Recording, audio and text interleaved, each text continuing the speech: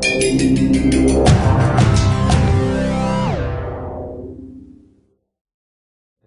really a pleasure to be here, and it is an honor to be part of this speaker series, so thank you for this invitation. Today I'm going to be talking about intimate relationships and why intimate relationships thrive and falter. And we know that intimate relationships are special and unique. Intimate relationships are centrally involved in the perpetuation of our species and procreation. Intimate relationships are the source of our most positive and most negative emotional experiences in our lives. Our intimate relationships mean a great deal to us.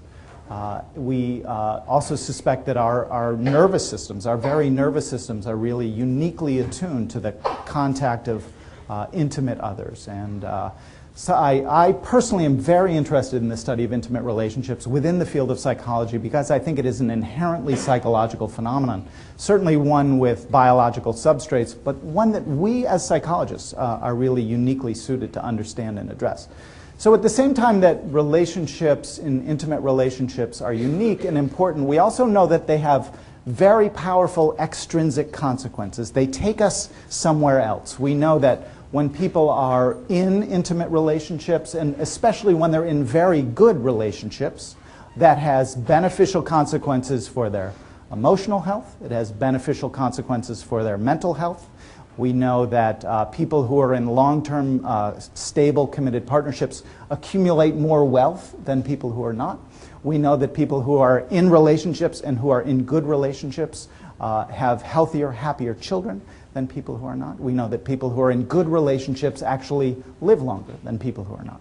Intimate relationships are powerful, powerful force, and the evidence is now very, very clear, I believe, that relationships are a powerful force for good in our society. And in fact, we know that when individuals transition into relationships or out of relationships, it changes the likelihood of their criminal offending and their drug abuse in just the ways that you would expect. So our societies benefit from stable, committed partnerships. That much, I think, is not in dispute. What interests me is that many, many people do not reap the benefits of good, intimate relationships. That's interesting. Why is it that there is so much variability in the kinds of intimate relationships that we experience? Why is it the case that intimate relationships are the primary reason why people seek any kind of professional counseling in the United States? Why is it that, although the divorce rate has been going down since about 1980, why is it that the divorce rate is still around 45%? And why is it, according to a recent survey, a nationally representative survey by Mark Wishman, Steve Beach, and Doug Snyder, why is it that 31% of all intact relationships report themselves being unhappy in that relationship? Why is that? That's an interesting problem. I am interested in intimate relationships really for two reasons. One reason is that's an interesting puzzle.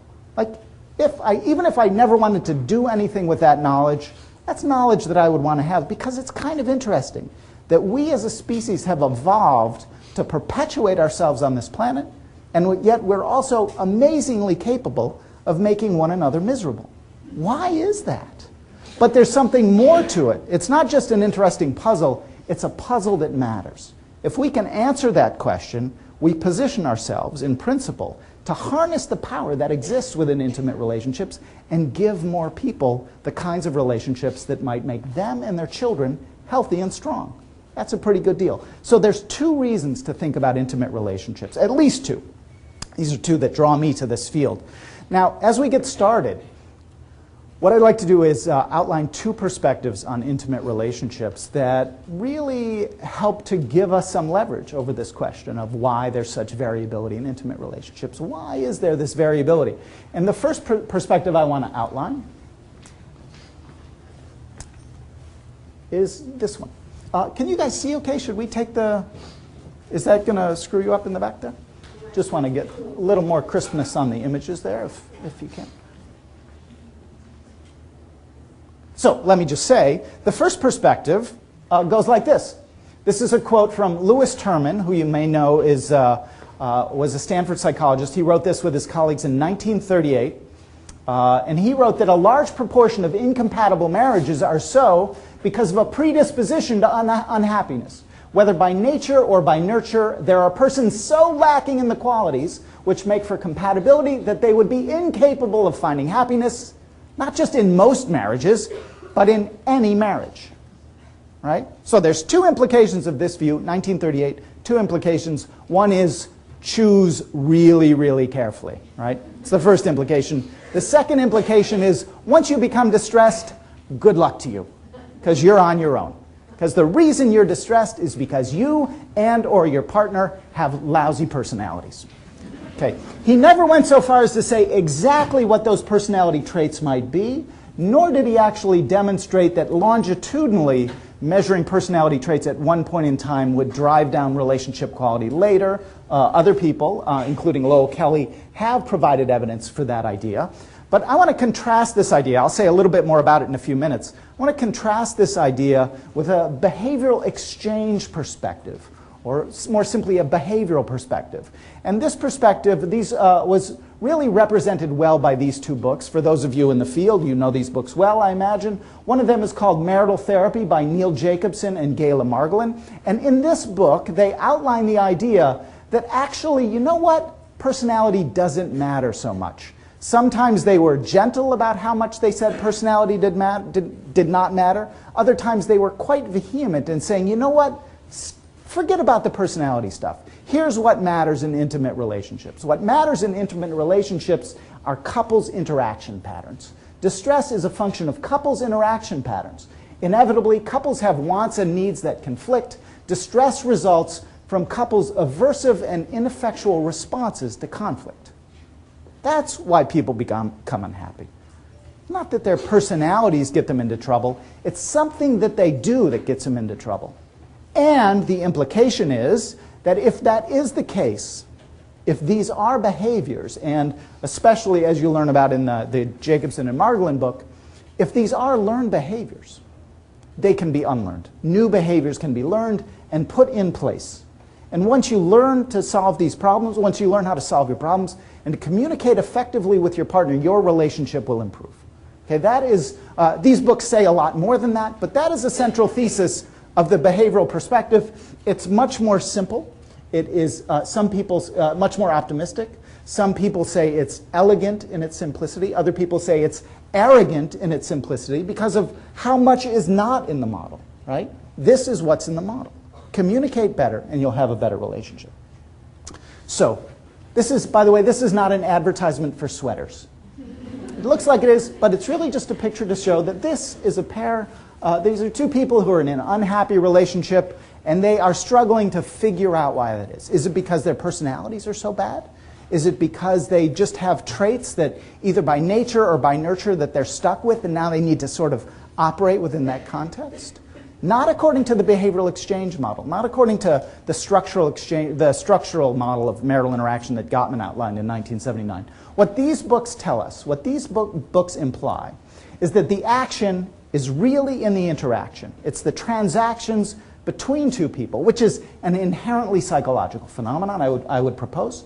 That the interactions that matter really involve conflict, emotionally charged moments in our relationship that threaten to disrupt the bond that we've created, and that conflict is really reducible to patterns of reward and punishment, to positive things that we do, loving, nice, kind, gentle things that we do, and aversive, painful difficulties that we inflict on our partners. Okay?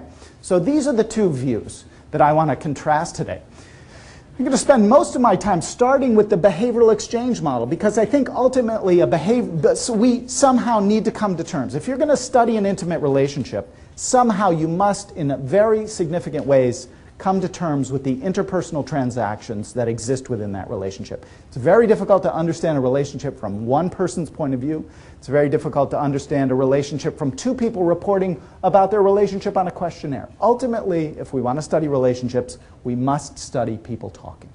So, this idea, this hypothesis that we have, that the behaviors we display with our intimate partner, especially in the context of conflict, really drive and determine the quality of our relationship. prompts some problems. It creates some problems that we need to solve. Some of them are easier to solve than others, but at minimum we need some couples, we need some interaction, we need them doing something, and we need to study some outcomes. We've pretty much, there's not a perfect answer to this question yet, but we've really evolved toward a better understanding of the methods that we need to put in place in order to understand this problem. So we now, in the old days, people would study groups of couples who are quite heterogeneous, some who are newlyweds, some who had been married 50 years, take them all together and say, that's one sample. Let's just have them talk about relationship difficulties. We can observe them in a laboratory setting, and we can quantify the behaviors they display. That'll be our independent variable, and we can use those variables to predict change over time. Okay? Now, all that heterogeneity of different relationships at different stages turned out to create a lot of problems. It's very difficult to interpret whether these behaviors are determining the course of the relationship. If some people have really been in a relationship for 20 or 30 years, right? That's a difficult inference to make. So now what people have done, and what I'm going to talk to you about today, is studying satisfied couples. I want to study how happy couples become unhappy. I want to study how a representative group of couples, some of whom are happy, some of whom are not happy, change over time. I want to find out how happy couples change. Okay? And I want them to be at a relatively common stage in their relationship, and I want them to be poised to change. And by my definition, that is a newlywed couple. So,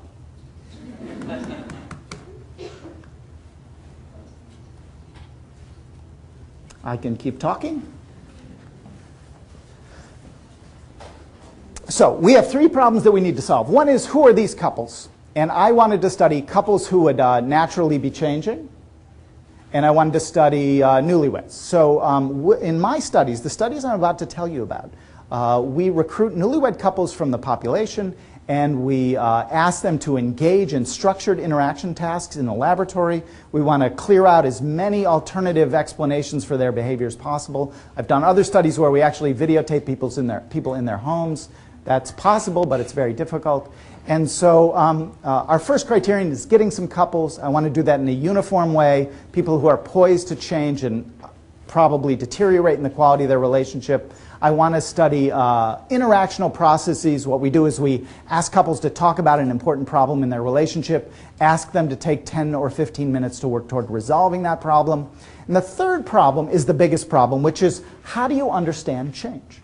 Most early studies of intimate relationships and of marriage really focused on one time point. They were cross-sectional studies, which provided us with very little understanding of why a relationship would grow unhappy over time.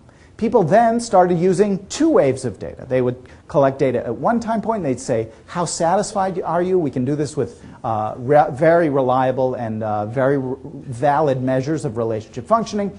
And we can then say, okay, let me predict that second time point, that second report of satisfaction from the earlier data that I've collected from your interactions. I'll try to hold constant statistically your baseline level of marital satisfaction, and then I'll see which of these behaviors predict how much your relationship changes over time.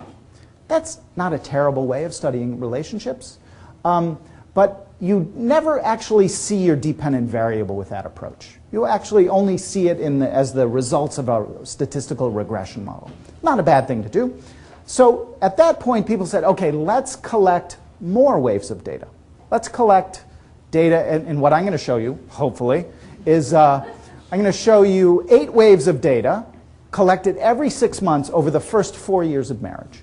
First 4 years of marriage are the highest risk period for relationship dissolution. Most divorces that happen in year 2 or year 3, maybe year 4 now, that people are getting married a little bit older. So we look at people as they're transitioning through this early high-risk stage of marriage, all first marriages. And what we do is we have 8 waves of satisfaction data. And now what we try to do is we represent those data as a trajectory, a cross-time trajectory. Now, I've published a couple papers using these trajectories. I think they're very valuable. And yet they too, I think, have a limitation, and that is that when you're predicting these trajectories, what you try to do is you extract parameters. And you see how rapidly they decline and where couples may have started in their satisfaction. And you use your independent variables to predict the starting points, how happy they were to begin with, and then how fast they deteriorate. That's a pretty good approach. But still, I'm actually a very visual person. It may not seem that from here, but I'm actually a very visual person. And what I do is I've used a procedure that a person named Don Nagin developed, which allows you to take those 8 waves of relationship quality data. So you can imagine you're a newlywed couple, you and your partner are independently reporting on relationship quality every 6 months. And we can see those graphs. Then what we're able to do with this semi-parametric mixed modeling approach that Nagin has developed, what we're able to do is extract types of trajectories. It's not a perfect method. There are discrepancies between what actual trajectories look like and the groups that you get people to be represented as. So it's not a perfect model. But what it does is it allows us to have an actual representation of different ways that people change. And here's how people change.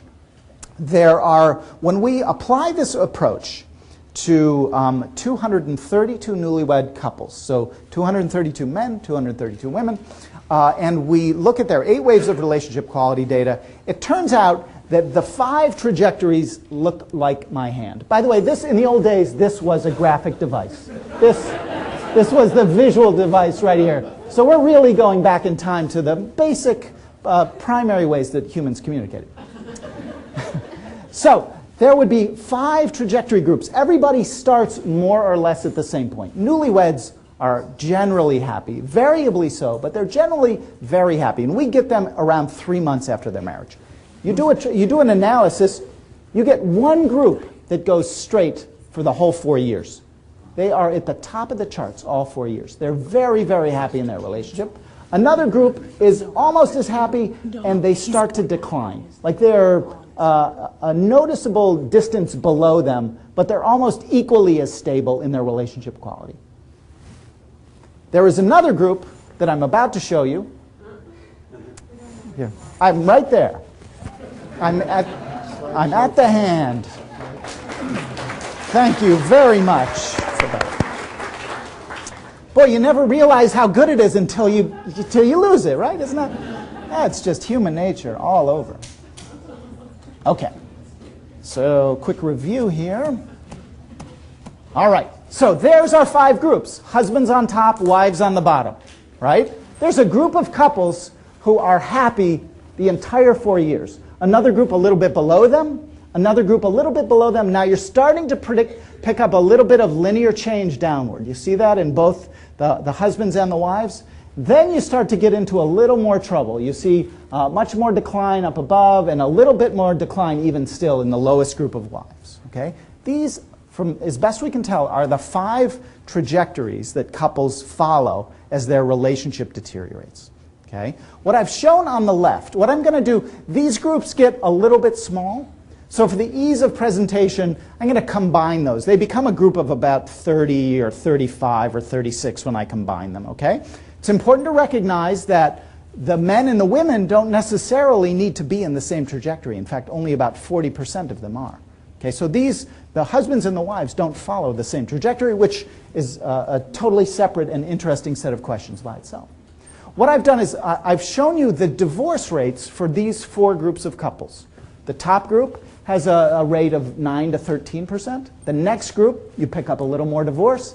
The next group, you pick up a little bit more divorce, still 21%. And by the time you get to these 2 combined groups, they both have high divorce rates, somewhere in the 50 to 60 range, a little lower up here. You are picking up that 50% divorce rate. Okay? Those are the couples who are really struggling in their relationship, or they've ended their relationship. Those are the couples who are really going to, if their relationship persists, they're really going to have a rough go of things. They're the ones who are going to pick up all these adverse effects of bad relationships. So, this is what the dependent variable looks like, I believe. This isn't a perfect solution to the problem, but then what it does for us is it brings up the question of, let's go back to the behavioral differences that might discriminate amongst these groups. So is that behavioral model, when we go back to these couples as newlyweds, way back here, and we look at them, we observe them in the lab, do we see differences? Like, do these different groups really end up having different baseline levels of positive and negative behavior, just like that social exchange model told us it should? I should also say that when we, at least within this sample, when we try to compare couples in these different groups on the basis of age or education or how long they've known one another or the likelihood that they've had children or anything like that, we don't find any demographic differences. I'm a little surprised by that, and it may represent the fact that these are all pretty healthy couples who have volunteered to be in the study. Even still, you can see we're picking up significant levels of divorce. Okay, so given those outcomes, given those 5 outcomes, do the behaviors do some work for us? Yes, they do. These are the behavioral data for the wives. And let me just say, I'm going to present 5 different behaviors. I'm going to present the positive emotions and the negative emotions that both partners display during a problem-solving conversation. They're solving a problem in their marriage, and I train undergraduates to count the number of times people say harsh, contemptuous, and angry statements. We can count those things really well. And then I have them count the number of positive emotions that people display: humor, interest, and affection. Okay? Those are negative conflict. You see that on the top of the top left figure. And this is positive conflict. So these are the positive emotions. Okay? Next to that, I've added a self-report measure of aggression. Okay? Self-report measure of aggression. I wanted to know is, can we see evidence outside the interpersonal observable domain of differences in how these couples manage negativity? Okay, I wanted to know that, or express negativity. Then I had couples engage in a social support task. I asked them to talk to one another about something that one partner wanted to change, and then I told the other partner, jump right in and help them out, or not, whatever you might do ordinarily if this issue were to come up between you. You want to talk to your sister more, you want to be more organized at work, you want to ask your boss for a raise. This can't be a relationship issue, but Joe, if you want to talk about asking your boss for a raise, that's something that you personally want to change in your life, Betty, you talk to Joe in whatever way you ordinarily might if this issue were to come up between you. Okay, so those, and then we have the positive support. We have the extent to which these partners are engaged in relationships marked by positive support. What I've shown here are the results for the wives. And these, as you may have already inferred, these are the relationships at the very top of the chart. Okay? And then we go to the next group, and this is those 2 combined groups that are at the bottom. And what you can see pretty clearly is that among those individuals who go on as newlyweds, who go on over the next 4 years to have relatively rough relationships or high rates of dissolution, we can see that they are very high in their levels of negative conflict, their negative levels of aggression. They're in the last 6 months, and the level of negative support. They're also very low in their observed expressions of positive support and positive conflict. Okay? The y-axis here is a z-score, so we can interpret all of the variables against on a common metric. So that represents a standard deviation away from the mean level for the entire population. So it's how deviant they are from the mean. Okay, so what we see is that as you scale your way up from the worst of the groups, the couples who really are struggling, to the best of the relationships, we can see in a very brief conversation behavioral differences between these groups. Okay? Looks like pretty good confirmation for a behavioral perspective. Let me show you the husband's data.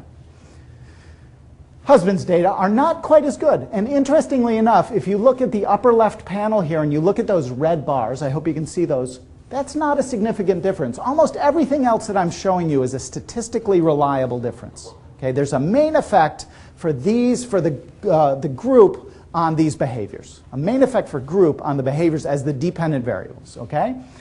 But you do see, in general, the same pattern. That you've got the people in the groups that are struggling the most are above average in negative behavior during conflict. They are above average in aggression. They are above average in the negative behaviors they display while trying to support their partner. And when you flip that around, especially beautiful data for the husbands on the positive emotions during conflict, that's these nice purple bars right here, or mulberry. I think my wife would call those mulberry. That you can see that as you go from the groups that are struggling the most to the groups that are thriving, a really nice gradient on positive emotion. So with very little behavioral data, what we're able to see is that there are, in fact, fairly clear behavioral differences operating early in couples' relationships that give us a signal of why they encounter particular kinds of outcomes. Okay, so what's the punchline? The punchline is marriages indeed seem to thrive when there's relatively little aggression, not much anger, not much contempt, a lot of humor and affection, and a lot of sensitive support. Well, none of you are going to go home to your partner and say, you know what? Here's how to have a good relationship. We just have to be nice to each other. That's what science shows you? That's it? Well, it's a little more complicated than that, right? You have to actually know what to look for. You have to know where to look for it in which couples and understand their change processes over time. But yes, it may be that simple. It may be that simple. A good relationship is a relationship in which people engage one another reliably and consistently around security and comfort and compassion and eliminate threat as much as they possibly can. Okay? So, but it begs the question. If it's so simple as that, why don't people do that more routinely? Is it because people just don't know? Like, could I go to one of these newlyweds and say, you know, here's what's going to make your relationship good. Being nice to one another, but not being nasty. Would they say, oh, thank you, that's really, really valuable information. I had no idea that that's true. They wouldn't say that. They'd say, get out of here. You don't even know what you're talking about. We have to ask the question of and people are constantly reminding their partners about how to have a good relationship. Hey, don't talk to me like that. You know, I'm having a rough day. It'd be nice if you could sort of offer me some comfort. So people are naturally getting feedback along the way, and still within these unhappy groups, they are displaying large amounts of anger, large amounts of contempt, large amounts of aggression. It's a simple rule. It's a simple rule, but people are not following. And I have to wonder, are other factors at play? Are other factors driving up these behaviors or driving down these relationship quality trajectories over time? So the point is, I think there's a lot to be said for the behavioral model. We might disagree on how we would label that, and I'll get to that point in a minute. But we might also say, wow, if it's that simple, other things must be going on. Other things must be at play. And the question is, was Terman right all along? Right? Maybe Terman was right all along. So what we did is, at time 1 in this study, we had people fill out a number of questionnaires about personality traits, powerful personality traits that we had suspected would be important in the longitudinal course of relationships, that prior studies had suggested might be important in changing the course of relationships, or at least setting people on a certain path. One of them was neuroticism, or negative emotionality, the propensity to experience and express negative emotion as a personality trait. Many people think that part of neuroticism is an angriness, a propensity to be angry and to be provoked in anger, not in a relational context, but in general as a person, to be prone to being angry and to ruminate on anger. It's a standard measure of anger, a standard measure of impulsivity, being sort of thoughtless, not really checking with other people before you act, acting rashly in many circumstances, and self-esteem. These variables correlate a little bit more than the behavioral variables that I showed you, so that you don't interpret each one of these bars as independent effects. And in fact, the bars all tend to go in the same direction. The results for self-esteem couldn't be clearer, right? The women who, I have the 5 groups here now. Sorry, I didn't change that to 4 groups. But you can see that the women who are in the groups that struggle the most have low self-esteem. They also are telling us that they are quite high in impulsivity, they're quite high in neuroticism, they're quite high in trait anger, and these scale downward or upward, in the case of self-esteem, in exactly the way that you would think. So when you are looking at a newlywed couple, and you're, like I do, you're at a wedding, and you say, hey, how's that marriage going to go? Right? And you say, well, I wonder how well they communicate, right? That's important. But we also need to know, how their traits are organized in terms of managing strong, powerful emotions in their lives. And we know that to the extent that people are endorsing more neuroticism, more trait anger, more impulsivity, and more self-esteem, which may be, what did the trick last time, by the way? What worked last time?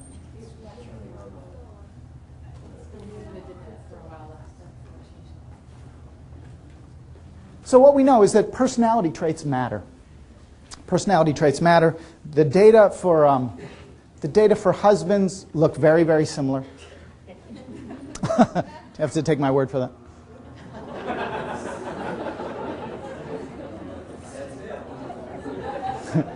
So in conclusion, so when you see this newlywed couple at the on the altar, not only do we wonder about their interpersonal processes and their ability to really generate this positive connection, this positive bond with their partner, and this ability to hold strong negative behaviors at bay, to not be physically aggressive, to not say negative, angry things, even when your partner is asking for support. Right? Not only should we be looking for interpersonal processes, but we can see pretty clear evidence that the traits that people are able to use to describe themselves in very simple questionnaires tell us a lot about where their marriage is going to go in the next 4 years. Now, I have a graph that looks like this. I don't think I can use my hand to display this. Oh, very nice. Here's the wives' traits. I'm going to go really fast now. So here's the husband's data. So here are the wives' traits. And it's actually good to kind of see them immediately next to one another. What you'll see is the self-esteem effects weaken, but the anger and neuroticism effects tend to increase. So here's the wives, and there's the husbands. So again, we see pretty clear evidence, a very nice gradient, that you've got a difference of a standard deviation of about 1.6 that discriminates among the groups that's going to go on to be very happy and the group that's really going to end up struggling in their relationship. Okay? Now, you might say, oh, what you're telling me is that a good relationship, a relationship that thrives, is one in which people engage in certain sorts of behaviors and it involves certain sorts of people. And that is what I'm saying. But there's more to a good relationship than that. And I want to show you the kind of graph that led me to start thinking in this direction, or at least help to push my thinking a little bit further ahead. This is one of the couples in my study, just one of the couples. Happens to be couple 1277. Our first data collection point with them happened 111 days after their marriage. And every 6 months, boom, boom, boom, they were so nice to be able to complete these questionnaires, mostly mail them back to us. Remember, here they came to the lab. They were in the lab at this time. We also, in those yellow dots there, that's when we got a special data point around the transition to parenthood. We wanted to understand how couples negotiate the transition to parenthood. And here is the date of birth of their first child. Okay? That is when their first child was born. You can see that we also interpolate backwards to an estimated conception date, 550 days after their wedding. And it looks like they got a little bump up in relationship quality. Like, hey, we're pregnant. This is going to be great. There we go. They're already very happy.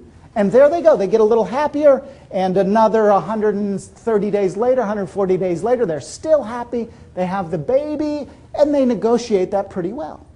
They negotiate that pretty well to the point where the woman, who is here in red, I should have mentioned, she is as happy at day 1066, in fact, happier than she was as a newlywed spouse. That's pretty good. So they've negotiated this new storm pretty well. We also know that this 1,200 days later, the baby is a year old, and something has happened, right? These last points, we lost contact with them. Something happened. We finally got in touch with them, but think about what might have happened. Did their personalities change? I don't think so, right? Did their interpersonal skills change? Did their capacity to be emotionally warm and supportive change? Did they just forget how to do that? Of course not. There's a third factor that affects relationships.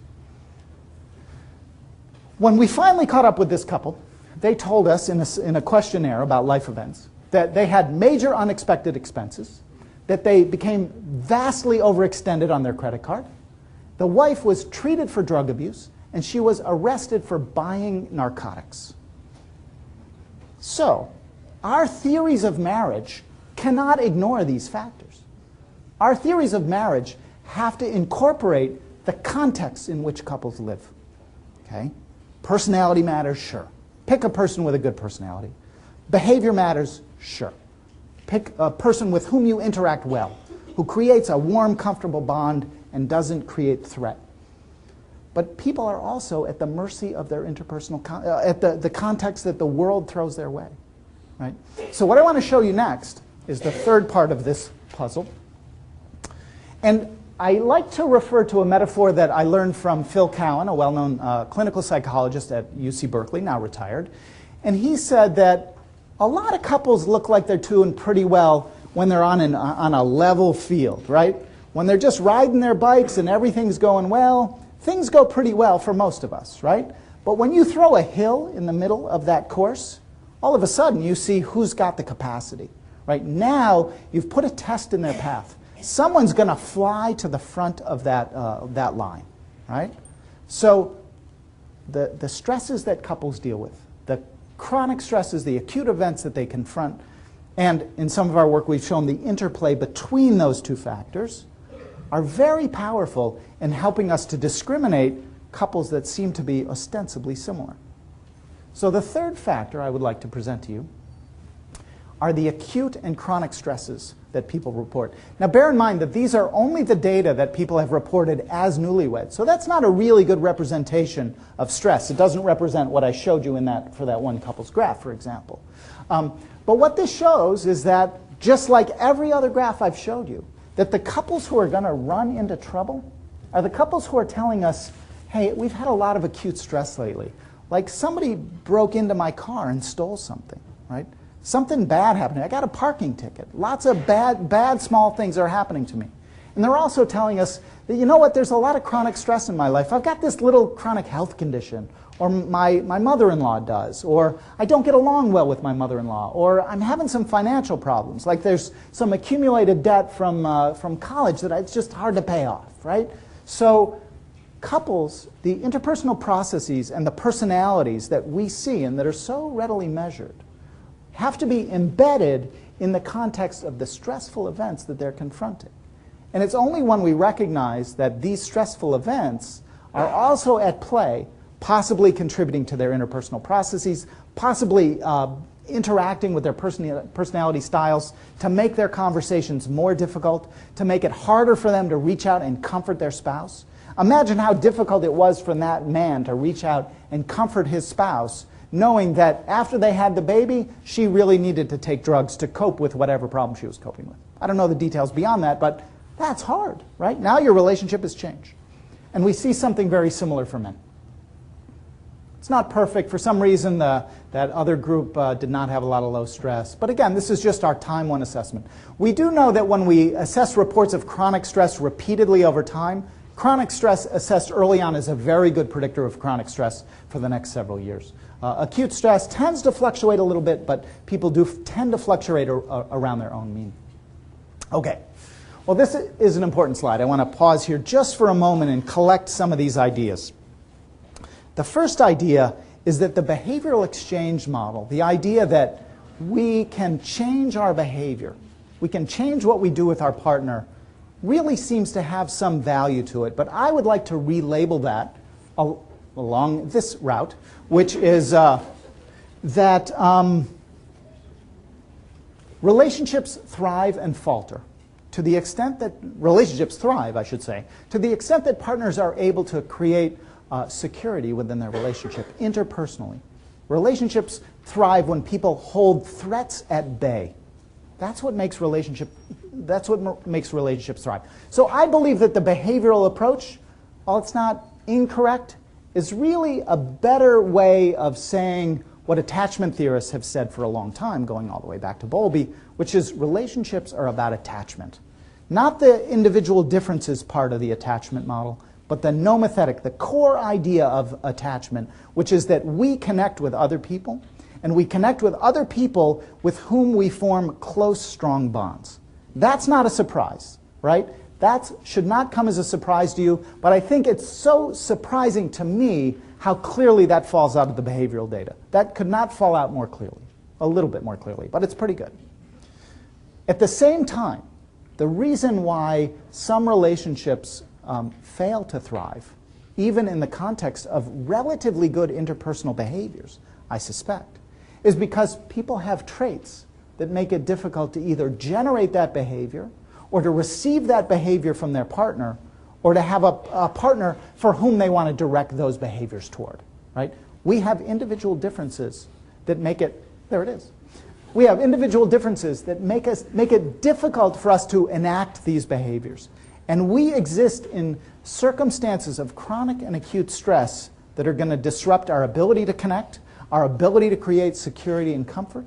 And this is why relationships thrive and falter, in my opinion. Forces that are difficult to see and control, traits, acute events, and life circumstances will affect partners' abilities to enact these behaviors that matter so much and to experience these states in their relationship. Okay. So, our conversations, we don't see it at the time, but our conversations with our intimate partners are embedded personality traits and contexts of stress of one kind or another. So you might say, oh, well, you can't just change behavior, can you? But many people say, you know what, that's exactly what you should try to do.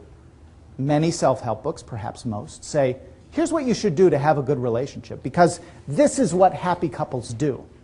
Right? Happy couples do these things when they talk to one another, and that is the royal route to a good relationship. Now, I've said that those behaviors actually have some roots, some anchors that might make it hard to change those behaviors. Personality traits, stress. But hope springs eternal, and people do believe that if we can improve couples' skills, what we'll be able to do is neutralize the effects of personality. We'll be able to neutralize the effects of chronic stress.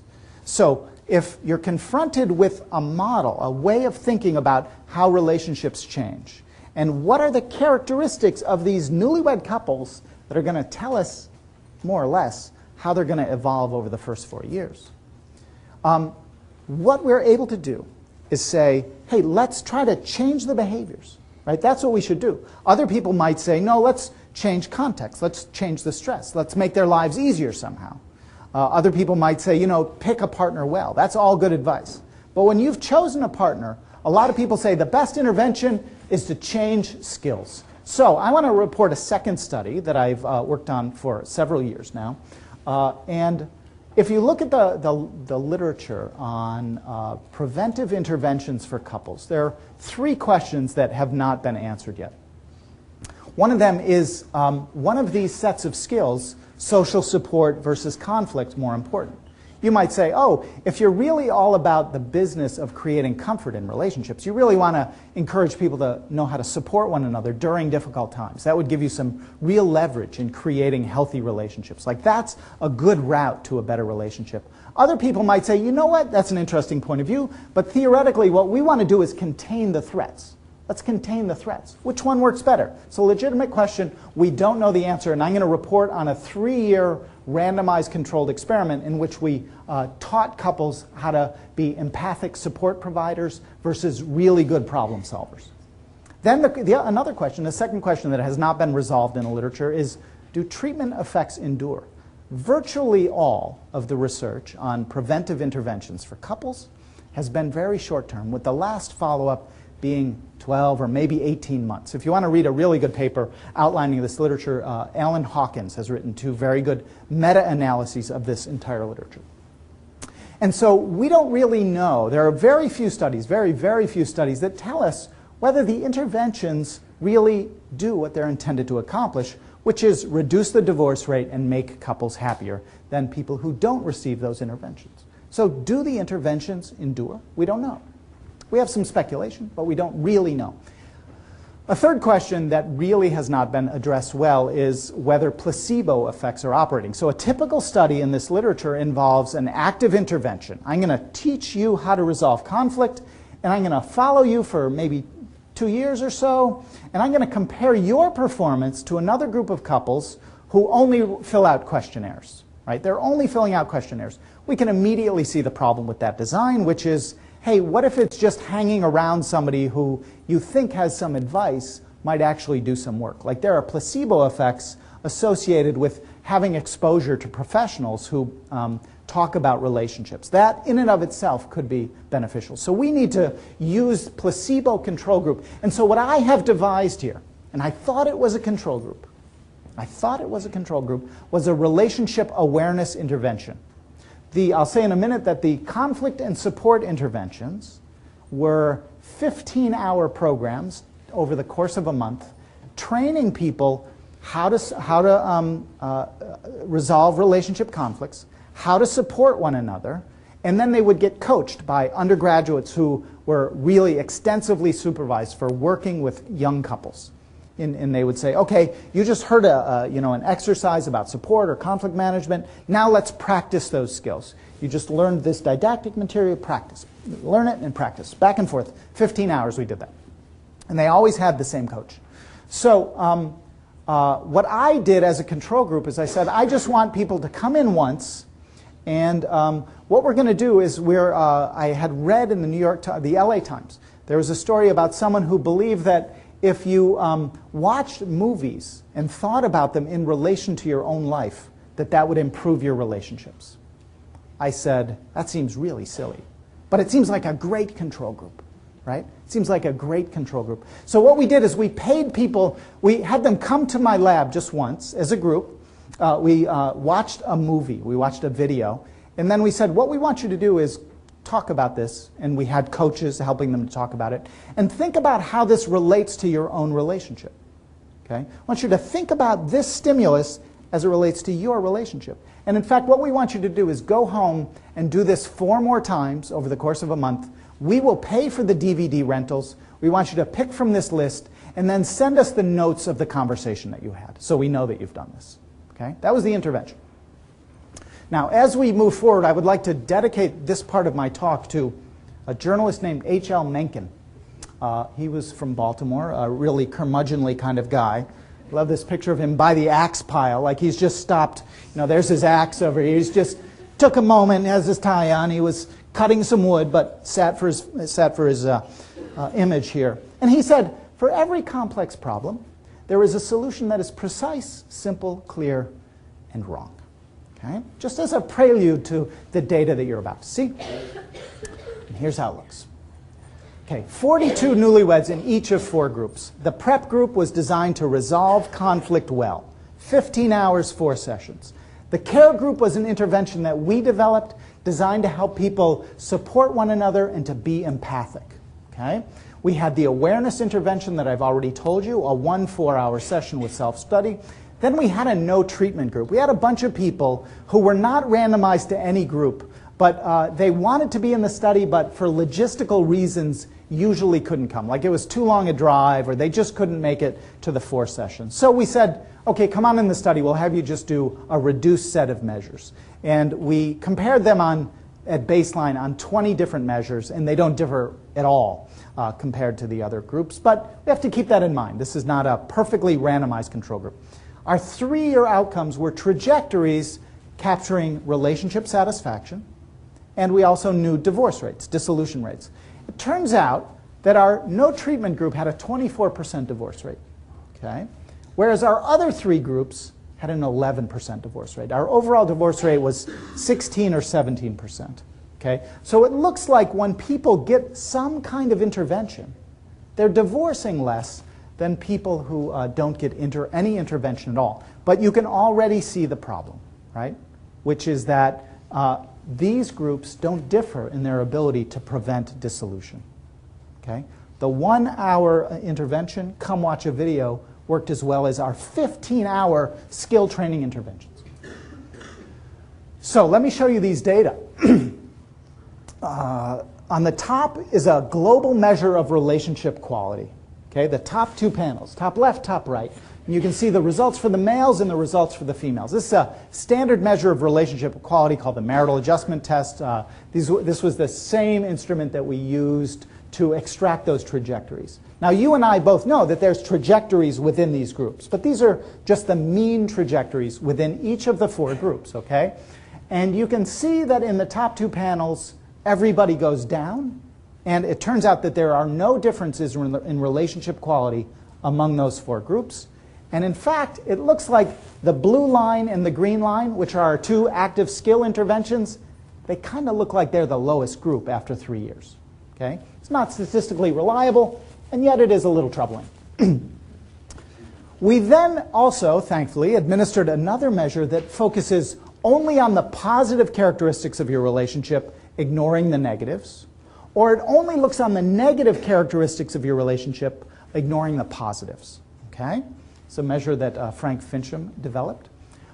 What we were able to show is that there were no differences in rates of change in negative satisfaction, negative characteristics of the relationship over time. Okay? However, for positive characteristics of the relationship, what we see is this red line goes down. It's definitely a statistically reliable effect over here. It's heading in the same direction, but I should caution that that's not statistically reliable over here. And what we see is that all 3 of the intervention groups are different from the group that gets no treatment whatsoever. What this means is that if you got the support intervention or the conflict intervention or the go home and watch a DVD intervention, your relationships all changed in their positive features to about the same degree, and they didn't change that much, right? However, if you were in a group that didn't do anything, you did deteriorate. The perceptions of positive characteristics of your relationship did, in fact, deteriorate with the passing of time. Okay, so what do we learn? Conflict training looks a lot like support training in terms of the effects it produces, either on dissolution or on relationship quality. Right? There's no differences between those groups. More surprising is that those 2 groups that were trained intensively in how to talk to their partner didn't differ from the DVD watching group. Okay? I'm starting to wonder whether that may have actually been an intervention. Like you could say to people, you know, you should notice how daily events in your lives, whether it's a movie that you see or an article that you read, you know, maybe you should bring that home and talk to your partner about that. That should be part of your conversation. That should be how you think about your life. Skill training may not be necessary for preventing dissolution and drops in positive relationship qualities. Now, this kind of goes hand in glove with the first part of my talk, which was that our interpersonal behaviors are embedded in personality traits and stressful life contexts, right? And trying to push around behavior may not be so easy, right? And in fact, when we use something that doesn't involve behavioral change, we produce effects that look pretty similar. So now I'm going to show you 2 more slides. The next slide is going to show whether the interventions worked as intended. Okay, and I think it helps to explain a little bit about the findings that I've presented in the previous slide. And what we did is for our video group, for our skill training group, and for our conflict group, we measured hostile conflict, self-report measure of hostile conflict over time, with the expectation that the conflict intervention group is going to do fantastically well on this measure. After all, we just told them how to resolve conflict well using state-of-the-art technology, right? Those couples should do well in hostile conflict. Conversely, the couples who are trained in support provision, they should just do fantastically well at emotional support. They should be great emotional support providers. So, up on top, I've got the hostile conflict behavior reports. The trajectories over 3 years for the 3 different groups that I told you about, with the men on the left and the women on the right. We are not the first to show that women are much higher than men in hostile conflict, right? Those lines, all 3 of them, are much higher than all 3 of these lines. That's a big effect, okay? But that's not what I want to draw your attention to. What I want to draw your attention to is those 2 lines, that green line here and the green line here for hostile conflict, that's the prep group. That's the group that got the conflict intervention. It's a flat line. It didn't go down. The other 2 groups went down, right? The skill training, the group that learned how to support their partner, well, their hostile conflict went down. And the group that watched videos, their lines went down. But the group that was trained in to manage hostile conflict in their relationship did not go down, right? Something is amiss. The emotional support group, the emotional support variable, which we also looked at for males and females, again over 3 years after the intervention, again shows an effect that we weren't anticipating. So we now have, this is the clearest finding, we now have the group that received the support and empathy intervention going down the fastest. The group that got the conflict management skills, that's this group. Oh, they're doing great. Look at that. Wow, nice. But the group that was trained to do this is not doing it. Something's going on. That's interesting. Right? That's really interesting. I don't know what's going on, but here's what I think is going on. I think that when these people leave the intervention and they have a disagreement, and you've been in the conflict management group, you know conflict management is important, right? And if your partner doesn't resolve that conflict well, they no longer have any excuses for being a bad conflict resolver, right? So you might ordinarily, had you not been in the study, you would say, Joe, he sometimes flies off the handle, but he always cools down, we always get back together, everything's fine. Joe doesn't have that excuse anymore, right? Now this partner will say, hey, you just had 15 hours of an intervention, and this is the best you can do? That's not good enough. Or think about it in the support group. Okay, so these people have learned how to support their partner. And their partners have seen them, they've sat in a room with them, and the words have come out of this man's mouth saying, wow, honey, it sounds like you had a rough day. Is there some way that I can help you with that?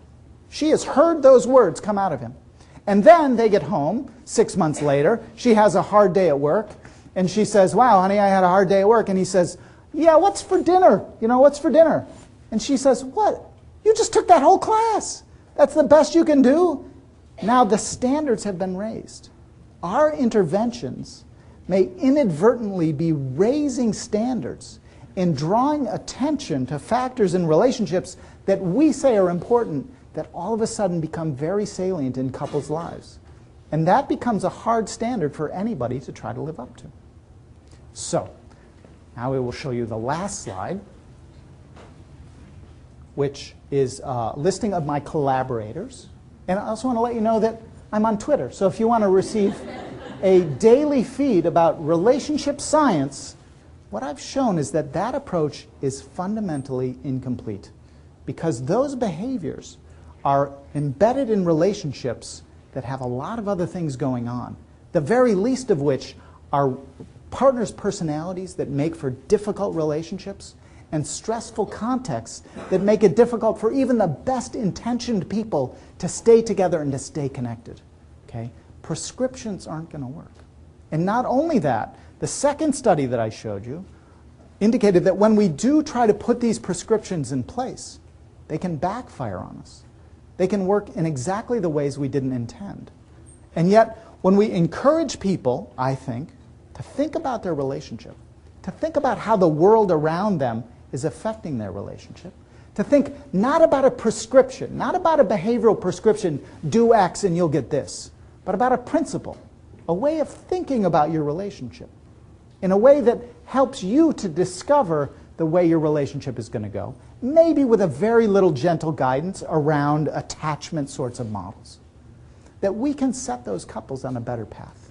So I think we need a new generation of thinking about interventions for couples, not one that says, do this. This is the prescription, like virtually every self-help book does. But a book that says, you are embarking on one of the most powerful journeys in your life, one that will affect you and your children, your mental health, your physical health, the accumulation of wealth. You need to develop a perspective on that. You need to develop a philosophy of your own, not a prescription, but a set of principles that helps you to know how important this endeavor is and what it's going to take to accomplish that. So I'll stop there. Thank you for your attention.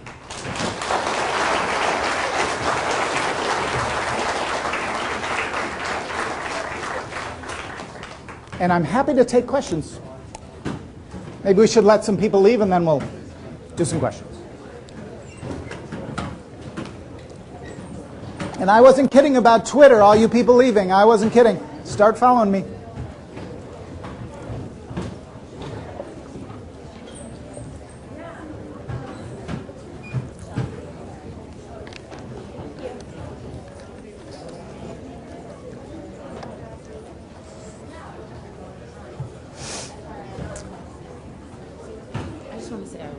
Because the thing kept going off, and it was really fun, and you handled it very well, and I like that.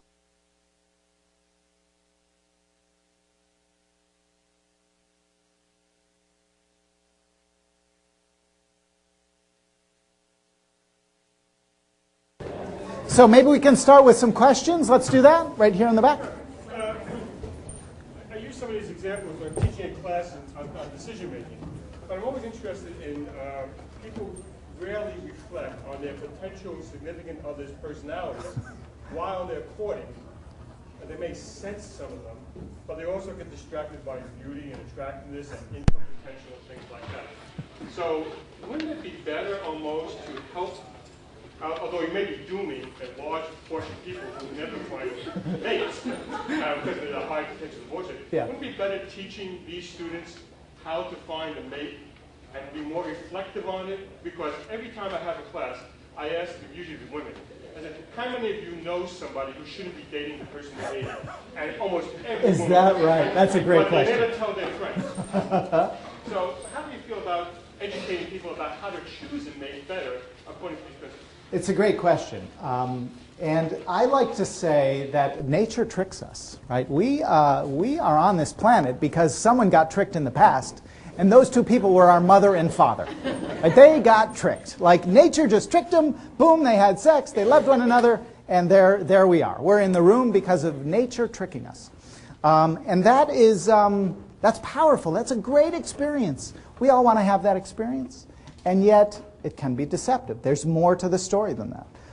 And we do, I think the evidence is clear, although I haven't done an intervention study to show that this would be true, that if people avoid partners who are highly neurotic, or if they themselves feel like they can manage an individual like that, like they go in at least with their eyes open, I think anger and hostility are a little harder to get around. That's very destructive. In fact, other data that I didn't show today indicate really clearly that physical aggression drives couples' relationships. The more severe physical aggression is, the faster it predicts a deterioration in your relationship. So I firmly believe that people should know and people should be provided with the information they need, real knowledge that you and I have. We know this is not complicated. That people will benefit from this and they'll make better decisions over time. Now, I would say that I would hope that people eventually end relationships, like the people who you're talking about in your class are going to say, hey, you know what, this isn't working. And that they do leave those relationships behind if they feel that like it's not working for them. Some costs are huge. Well, the costs are, yeah, you've invested a lot already. I can do on Saturday night. I need a date. Yeah, that's right. 2 years into this, I'm going to walk away. Yeah. People, they get involved all the time. We, the human judgment system is highly fallible, and it's no surprise that this emerges in the context of our close relationships as well. And I don't think there's a simple solution to this. And I unfortunately, I also think that, and this is why I have a Twitter account, I think a lot of the information that's out there has trouble bursting through a lot of the noise. Like, there's a signal here, and it's a signal that I'm going to be telling my child about pretty clearly. This matters. This is going to, it won't determine the fate of your life, but it'll be important. You want to be mindful of how you're making these choices. I think at the other end of the spectrum, people are making good choices. Some people are. So it's really a secondary prevention sort of program, and it's not an easy problem to solve. It's a public health issue. Anybody? Yeah. Your first set of data talking about aggression and those types of things. Negative conflict, right. Positive conflict. Yeah. It looked to me like that data suggests that people in those first 2 or 3 columns, those behaviors actually correlate with the acute and stress right? And did you do any kind of data mining in the correlation between people who are aggressive and create their own stress and acute trauma? When you look sample-wide at all of the couples that I showed in those graphs, there are correlations, especially within the personality data, which I know you're not talking about, but the personality data, as I mentioned, those hang together pretty well. And in fact, in the article that's coming out on this, those are represented as a single composite item. Within the behavioral data, those correlations tend to drop off a little bit. So when we look across the sample at the behavioral data, those correlations are not quite so high. They're not trivial, but they're in the 0.2 to 0.3 range maybe. But your question is actually more complicated than that. And it's a good one, and I don't have the answer to it yet. But it's along the lines of saying, is it the case, for example, that individuals with certain sorts of behavioral styles within that group that the correlation within that group of people who have a certain outcome have high correlations? But actually you're asking something more than that as well, which is that is there something about the interpersonal styles or the personality styles that generates stress that contributes to the downward trajectory? We don't have perfect data on that. There is a model called the stress generation model of depression that says exactly that. Most people have always thought that stress produces depression. Now there's pretty good evidence showing that depression leads to, and the traits that lead people to become depressed actually bring people into circumstances that are likely to perpetuate that very stress. So in the marital context, you might well expect that someone who has a certain interpersonal style and maybe a difficult personality style is going to have more trouble in the workplace, for example. If you're a more impulsive person, then you may well end up in jobs that you dwindle down a little bit over time because you're not really making the promotions that you might. And now you have a relationship that doesn't have as much resource in it.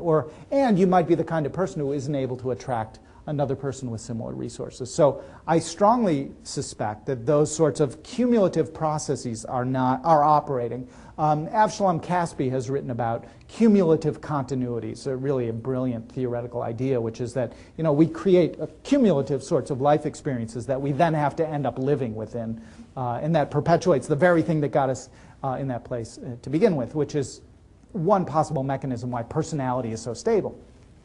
So I do believe that those sorts of mechanisms are in place. What I've done, the incompleteness of what I've done is really clear when you think all I've done is taken the initial starting points for these three sets of variables, just the three starting points, and then showed you the outcomes and sort of waved my hands at how that all unfolds. And there's a lot of action to be had there. It's pretty complicated. It's pretty dynamic. It's hard to compare people over time in trying to understand those dynamics. And yet I suspect those will be some of the models that we start to look at. I have done some analyses with my 10-year data showing, for example, that people with high levels of stress, chronic stress, and initially high levels of negative behavior really do end up being much more stably unhappy in their relationship qualities. So we have a little hints of that. We haven't written it up yet, but clearly we've only started with the inputs, and I've shown you outputs, and yet there's really a lot of action to be had there. It's a great question. Yeah, up and back there. Yeah, I have a bit of I'm curious about a reframing of your interventions and why the three groups. Oh, yeah, I'd love to hear it. I would love for somebody to tell me that those 5 years and all that money was actually successful instead of the dismal failure that it really was. So we know from research on intergroup conflict and prejudice that just having groups that don't get along work together towards a common goal ameliorates a lot of those negative outcomes. And I was wondering, maybe that's why those three groups work together. And if you just had people do anything where it forced them to get together and work together, you get the same effects. And if you had any measures to show that maybe that actually was happening. You mean within the dyad, like the... Just the two, the couple, they have a goal that they have to achieve, and they, every week or, once a month they do that, and that's what's really making... Yeah, that's the Roberts Cave experiment, isn't it? Yeah. Isn't that, am I right about that? My social psychology a little rusty. There is, I don't disagree with what you're saying. I think there is a lot to be said. Another thing that's missing from my work, and as I stay with this work, you start to see the gaps in what you're doing, is where's the motivational component? Like, where's the goal? Like, what are people striving for? And I think, I don't know, I think some people may enter their relationships and really say, hey, I'm married now, everything should just sort of unfold, right? And this is actually the Western model of marriage, which is you're really, really in love, and then the waves just crash on the shore, and the energy's gone, right? And then, you know, that's the honeymoon is over sort of idea. But another model is, you know what? You actually have to have a goal. You have to have some dreams of doing things together. Like you have to be excited about what your kids are doing and great things happening and making more great things happening. So I think in principle that's a really good idea. And what it does is it allows people to get a little bit outside of their own dynamics and get them to something else that they both can agree on. At the same time, that's going to be a difficult experience for some people. It does take a certain amount of skill to say, hey, what do you think? You know, what's going to work for you? I remember one husband that I watched was in the social support desk, and his wife wanted to lose weight, and he said, and she said, you know, I want us to go walking together. When you come home from work, let's go for a walk, because you know, I don't want to do it by myself. I really need someone to encourage me. And he said, well, I don't really want to help you, turns out. But I tell you what, if you lose 10 pounds and I lose 20 pounds, you'll get a new couch and I'll get a motorcycle. So the only way I'll help you is if there's something in it for me, right? So that would have to be carefully managed. Like the nature of the goals would have to be carefully chosen. And especially because there may be aspects of their lives that may make it difficult for them to achieve those goals, the stresses that they're under. Most of the couples that I'm talking about here, not my newest work, but the couples that I'm talking about here, they're doing okay. They've been in college for a year or two. Many of them are college graduates. I think the average is 15 years of education, including kindergarten, I think. So these are people who aren't encountering a lot of really significant financial stressors. But if we could work toward orienting people toward reasonable goals, like a certain amount of savings or whatever that might be, I think that would have some advantages, but you'd have to be realistic about it because some people may really not have the wherewithal to get there. But the more you can get people to work on the same team and to be headed in the same direction is a good idea. Yes, right here. So the first half of time around, there are two different theories, right? There's behavior and there's personality. And yes. You make clear that those are inextricably linked. So that makes sense. But with the models, like the graphs that you showed, I was just wondering if you actually compared them in terms of like variance accounted for. What's the best guess if you're looking at a bridal room on the day? Clearly the women's self-esteem has a lot to do with it. The guys trait anger and their conflict style. But like which one actually has the most to do with it, or if you can compare it across those theories? It's a great question, and to take it one step further, you would want to get back to the interaction. So what's the magnitude, to what extent do you learn something new by seeing negative personality traits and negative interactional styles and chronic stress that would allow us to see that? Each of the, I'm trying to think back, we have not done the exact analysis that you would most like to hear. So we don't know the incremental variance accounted for by each of these three domains. Nor do we know, as I said, the interactions and the magnitudes. We do know that each domain by itself accounts for something on the order of 15 to 20% of the variance. So it's a non-trivial amount, but we have a second sample of another 250 or so couples, and what we want to do is replicate the trajectories first, see if those are really reliable, and then go after some of these more sophisticated analyses. They get a little tricky when your group sizes get small, and they get a little tricky with a polytomous outcome variable. So that we're bumping up against some statistical issues there. But that is the question. It's like, okay, how much work is each of these domains really doing? I believe each domain is doing work. I would predict that it's independent. But I think what's really going to become interesting is how these different domains sequence themselves over time. Like how does that happen? We're starting to do that. For example, we just published a paper suggesting that, even within the behavioral domain, suggesting that the supportive behaviors, to the extent that you're not a terribly good support provider, actually a year later, they came back to the lab a year after they were married, and we did almost the exact same procedures. The quality of support, to the extent that that's low, predicts increases in negative emotion over the next 12 months. And that negative emotion mediates the association between initial support and 10-year levels of satisfaction, whereas the opposite is not true. Support doesn't predict declines. Conflict doesn't predict declines in support. So there's a lot of work to be done. I think that's a really, really good question. Yeah, right here. I thought it was interesting, your findings with the behaviors and personalities, that the wife's data seemed to map on perfectly to your hypotheses, and the husbands were in the Yes, right. from the future, I'm not studying men anymore. Well, that's what I was wondering. They're much more compliant. They give better data. I was wondering what your thoughts on why that happened. I'm not sure men are reading the questionnaires. This is a concern. I'm not.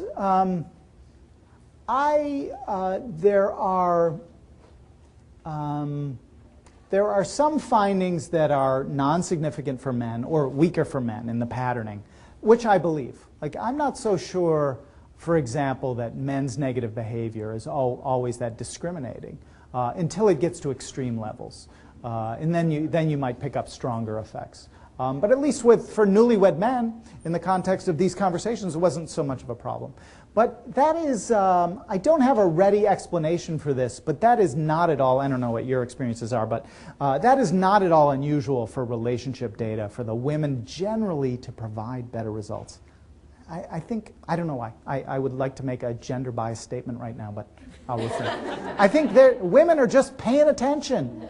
It's like, hey, this questionnaire matters to me. The husband's, watching a game and like filling it out, and it doesn't quite explain the behavioral data, but. I wondered if maybe not only are they paying better attention to the questionnaires, but are they monitoring the relationship? Yeah, right. Yeah, when your hypotheses are right, but you're getting the correct data. That's right. So I think when couples enter into these interactional tasks, these are something that wives have been thinking about for a while, right? Guys show up and it's like, what? That's a problem? I didn't know that, right? So there is a sort of a more depth of processing. We know from good social psychological research that women remember more aspects of their relationship and think more deeply and process relationship events more deeply than men do for comparable kinds of text, for example. Marilyn Brewer has shown that, I think. And so I think there may be just a deeper connection with the experiences within the relationship that then might allow their data to be more predictive, which is in effect what those graphs are kind of implying. Yeah. Maybe their data's more predictive because maybe this is the gender bias statement they're trying to avoid. They're the ones that are kind of in charge of when the relationship fails and making the decisions. The women or the men? The women. The women are the ones who tend to seek divorce more than their husbands. Yeah. I think that's part of the same package. It's just that's what they're monitoring. They're tuned into that, and they tell us their information proves to be more predictive. Yeah. Go ahead. Not to veer off the very interesting gender ideas, but I'm curious about the last set of graphs that you showed, in which I find your potential explanation kind of compelling, that this has something to do with unmet expectations. I think I would find it more compelling if the outcome that those graphs showed was satisfaction, that's going to drop because the expectations get raised. But I find it more perplexing that it was actually behaviors that were dropping, and I'm not sure.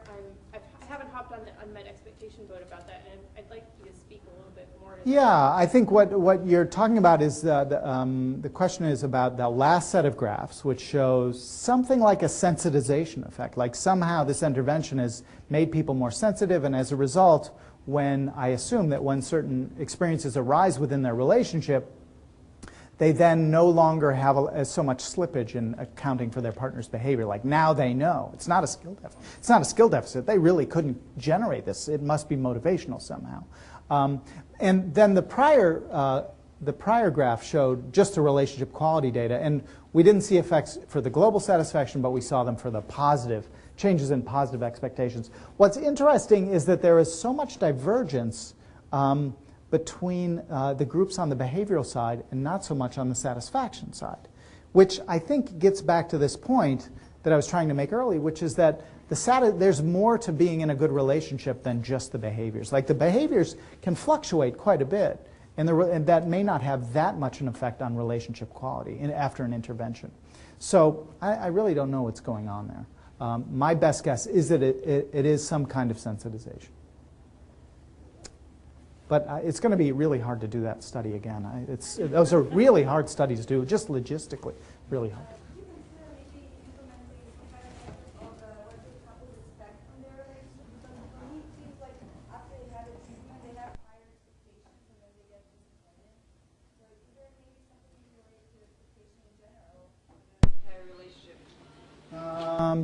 We did not have such a measure. It's an interesting idea.